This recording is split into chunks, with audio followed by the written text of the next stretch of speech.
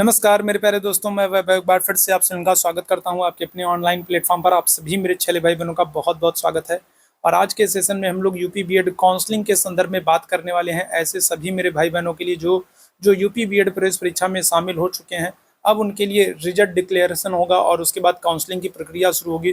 तो काउंसलिंग की प्रक्रिया में शामिल होने से पहले कुछ महत्वपूर्ण चीज़ें हैं जो उनको ध्यान रखना, जो उनको जान लेना बहुत ही ज़रूरी है, जिसकी तैयारी उनको अभी से कर लेनी चाहिए। उसी के संदर्भ में आज का ये सेशन होने वाला है।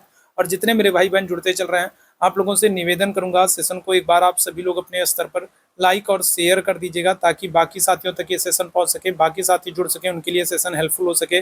चैनल पर पहली बार हैं तो चैनल को सब्सक्राइब जरूर कर लीजिएगा ताकि जब भी हम लोग लाइव आते हैं तो उसकी नोटिफिकेशन आपको मिलती रहा करे। तो यूपी बीएड काउंसलिंग 2026 के संदर्भ में हम लोग बात करने वाले हैं। जैसा कि आपको पता है, प्रवेश परीक्षा का आयोजन हो चुका है। बहुत जल्द आपके रिजल्ट डिक्लेयर कर दिए जाएंगे और रिजल्ट डिक्लेयर करने के साथ ही आपकी काउंसलिंग की डेट को भी घोषित कर दिया जाएगा। जो काउंसलिंग की डेट है वो भी आपको बता दी जाएगी। और जब आपकी काउंसलिंग की डेट आएगी तो काउंसलिंग के लिए आपको बहुत अधिक समय नहीं मिलेगा। तो कुछ चीज़ें हैं जो अभी से आपको तैयार कर लेनी है, कुछ डॉक्यूमेंट्स जो अभी आपके पास नहीं हैं वो सब आपको तैयार कर लेने हैं, क्योंकि आपको डॉक्यूमेंट वेरिफिकेशन के टाइम बहुत अधिक, रिजल्ट डिक्लेरेशन के बाद, रिजल्ट घोषित करने के बाद आपको डॉक्यूमेंट वेरिफिकेशन के लिए बहुत अधिक समय नहीं दिया जाएगा। इस बात को ध्यान रखिएगा। तो आपके पास क्या होना चाहिए? तो सबसे पहले अगर हम लोग बात करें तो आपके पास जो भी आपके ओरिजिनल जो भी डॉक्यूमेंट्स हैं, यूपी बीएड का फॉर्म भरते समय आपने जो जो डॉक्यूमेंट्स लगाए थे वो सारी चीज़ें होनी चाहिए। आपके पास ओरिजिनल डॉक्यूमेंट्स होने चाहिए। तो एक बार आप देख लीजिएगा, ठीक है। और जितने भी ओरिजिनल डॉक्यूमेंट्स हैं उनके कम से कम आपको फोटो कापी, उन सब की फोटो कापी करा लेनी है और कम से कम 2 सेट आपको तैयार कर लेना है। जितने भी आपके ओरिजिनल डॉक्यूमेंट्स, यूपी बीएड का फॉर्म भरते समय आपने जो भी डॉक्यूमेंट्स लगाया था वो सारे ओरिजिनल डॉक्यूमेंट्स होने चाहिए। साथ ही साथ उनकी फोटोकॉपी, उनकी जेरॉक्स के 2 सेट आपको तैयार कर लेने हैं। साथ ही साथ अगर हम लोग बात करें और क्या होना चाहिए, तो यूपी बीएड का जो आपने एंट्रेंस एग्जाम जो दिया था उसका जो एडमिट कार्ड है, वो एडमिट कार्ड, इसकी भी आपको सारी चीज़ों के कम से कम 2 जेरॉक्स तो आपको रखने ही हैं, 2 फोटोकॉपी करा लेनी है। तो यूपी बीएड का आपके पास एडमिट कार्ड होना चाहिए। साथ ही साथ आप जब रिजल्ट आपका डिक्लेयर होगा तो जो रिजल्ट, जो स्कोर कार्ड होगा उसकी भी आपके पास फोटोकॉपी होनी चाहिए। साथ ही साथ जब आप काउंसलिंग में शामिल होने जाएंगे तो काउंसलिंग लेटर भी आपको डाउनलोड करना होगा, काउंसलिंग लेटर भी होना चाहिए। तो ये सारी चीज़ें होनी चाहिए, आपको ध्यान रखना है। आपके पास सारी ओरिजिनल डॉक्यूमेंट्स होने चाहिए, उनके कम से कम 2 फोटोकॉपी, है ना। सभी डॉक्यूमेंट्स के आपको 2 सेट तैयार कर लेने हैं जेरॉक्स करा करके। आपके पास एडमिट कार्ड होना चाहिए, आपका स्कोर कार्ड और काउंसलिंग लेटर का जेरॉक्स होना चाहिए। साथ ही साथ अब बात आते हैं शैक्षिक योग्यता की। तो आपने यूपी बीएड का फॉर्म भरते समय आपने हाई स्कूल की इंटर और मार्कशीट और सर्टिफिकेट लगाई होगी, तो वो आपके पास होनी चाहिए, ठीक है। वो आपके पास होनी चाहिए। इसके अलावा अगर हम लोग बात करें तो इंटर की जो मार्कशीट और सर्टिफिकेट है वो आपके पास होनी चाहिए। इसके अलावा स्नातक ग्रेजुएशन का, ग्रेजुएशन की आपके तीनों ईयर की, फर्स्ट ईयर, सेकेंड ईयर और थर्ड ईयर, तीनों की मार्कशीट होनी चाहिए और ग्रेजुएशन का आपके पास सर्टिफिकेट भी होना चाहिए। अब जिनके पास जिनकी फाइनल ईयर की मार्कशीट नहीं आई है, अभी उनके लिए हम लोग बाद में बात करेंगे कि जो अपेयरिंग में जिन्होंने यूपी बीएड का फॉर्म भर दिया था, ठीक है, जिनकी ग्रेजुएशन की फाइनल ईयर की मार्कशीट नहीं आई है, सर्टिफिकेट नहीं आई है, उनके लिए क्या करना है, जिनके पास जो पास आउट हो चुके हैं, जो ग्रेजुएशन कंप्लीट कर चुके हैं, जो पास आउट कर चुके हैं, उनके लिए है कि उनके पास first year, second year, third year, तीनों ईयर की मार्कशीट होनी चाहिए। साथ ही साथ सर्टिफिकेट होना चाहिए। अगर अभी तक आपने सर्टिफिकेट नहीं निकलवाया है तो आप अपने कॉलेज, यूनिवर्सिटी में संपर्क करके सर्टिफिकेट जरूर ले लें, ठीक है। और जो लोग अपियरिंग में हैं उनके बारे में भी हम लोग बाद में बात करेंगे, ठीक है। साथ ही साथ आपका जो पहचान प्रमाण और पते का जो प्रमाण पत्र है वो होना चाहिए। पहचान पत्र में अगर हम लोग बात करें तो भारत सरकार के द्वारा अधिकृत कोई भी आईडी आपके पास होनी चाहिए, वोटर आईडी होनी चाहिए, आधार कार्ड होना चाहिए, पैन कार्ड होना चाहिए, डीएल हो सकता है, ठीक है, पासपोर्ट हो सकता है, कुछ भी भारत सरकार के द्वारा प्रमाणित जो पहचान पत्र है वो आपके पास होना चाहिए। कोई ना कोई आपके पास कोई एक होना चाहिए, ठीक है। तो आधार कार्ड है, ठीक है, वोटर आईडी है, इसके अलावा पैन कार्ड है, पासपोर्ट है, ठीक है, ये सारी चीज़ें हैं, डीएल है। तो पहचान प्रमाण पत्र होना चाहिए।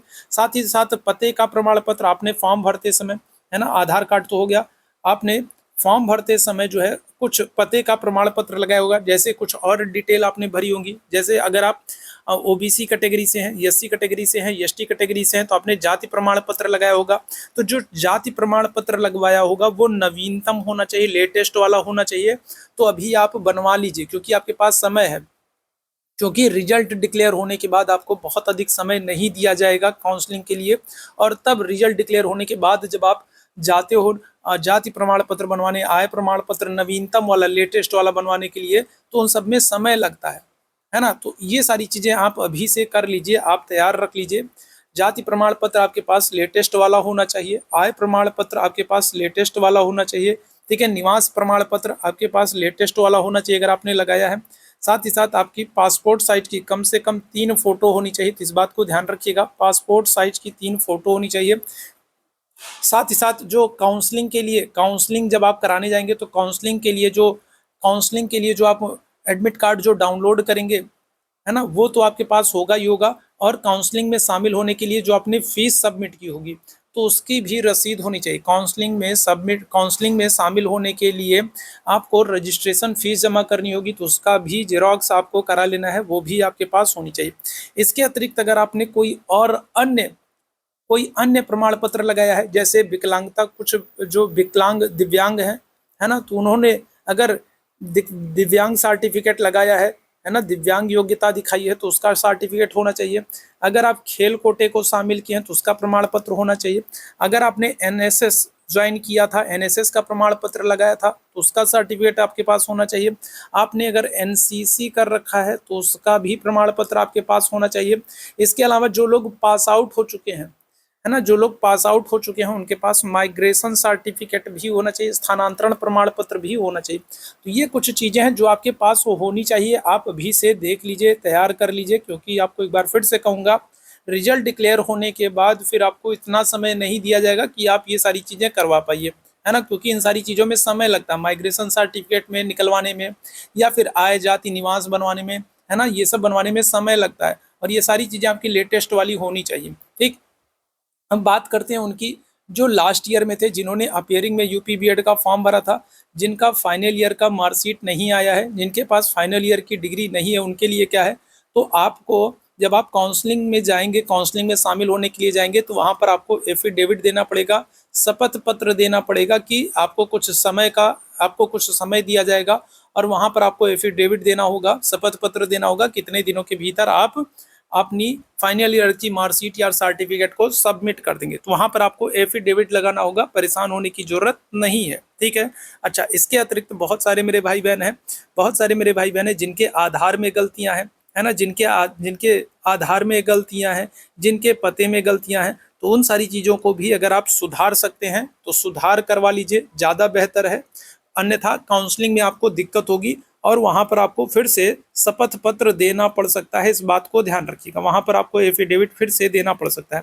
तो अभी समय है, अगर आप सुधार करवा सकते हैं तो बहुत अच्छी बात है, नहीं तो वहाँ पर फिर आपको शपथ पत्र देना पड़ेगा, ठीक है। तो ये कुछ चीज़ें हैं जिनको आपको ध्यान में रखना है। साथ ही साथ अगर आपको कोई डाउट है तो यहाँ पर ये हमारा कॉन्टैक्ट नंबर है और आप यहाँ पर संपर्क कर सकते हैं। अगर आपको कोई डाउट है, दिक्कत है, समस्या है, परेशानी है तो आप यहाँ पर मुझसे पूछ सकते हैं, आप यहाँ पर संपर्क कर सकते हैं, ठीक है। साथ ही साथ अगर सरकारी कॉलेज को लेकर के अगर आपके मन में कोई डाउट है तो उसकी भी मैं एक वीडियो बना दूंगा कि आपके आसपास का कौन कौन सा सरकारी कॉलेज है और उससे एफिलेटेड कौन से बेहतर कॉलेज हो सकते हैं, तो उसकी भी एक वीडियो हम लोग बना देंगे जिससे कि आपको कॉलेज चूज़ करने में आसानी हो, ठीक है। तो इस सेशन में हम लोग बस इतना ही करेंगे। उम्मीद करूंगा सेशन आपको पसंद आया होगा। सेशन पसंद आया हो तो सेशन को लाइक और शेयर ज़रूर कर लीजिएगा। चैनल पर पहली बार है तो सब्सक्राइब ज़रूर कर लीजिएगा। चैट बॉक्स में आपको टेलीग्राम का लिंक दिख जाएगा, टेलीग्राम चैनल से नहीं जुड़ेंगे तो ज़रूर जुड़ जाएगा। अभी के लिए हम लोग बस इतना ही करेंगे। थैंक यू सो मच आप सभी मेरे छेले भाई बहनों को मेरे साथ जुड़ने के लिए। Thank you so much.